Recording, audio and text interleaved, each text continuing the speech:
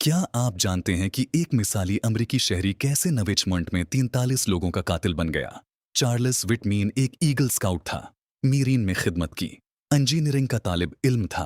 अगस्त 1966 में उसने पहले अपनी बीवी को कत्ल किया, फिर अपनी मां को। सुबह 11 बजे वो यूनिवर्सिटी ऑफ टेक्सास के टावर पर चढ़ गया। इसके पास 3 राइफल्स थीं, 700 गोलियां। दोपहर 1:20 तक वो बेकाबू होकर फायरिंग करता रहा। 43 लोग जख्मी हुए। 17 की मौत। आखिर में पुलिस ने उसे मार गिराया, लेकिन उसकी सुइसाइड नोट में एक अजीब दरख्वास्त थी। इसने अपना ऑटोप्सी करवाने को कहा था। डॉक्टरों ने उसके दिमाग में एक ट्यूमर दरियाफ्त किया। ये इसके अमिगडाला को दबा रहा था। आज तक माहिरीन इस सवाल का जवाब तलाश कर रहे हैं, ये शैतानियत थी या बीमारी?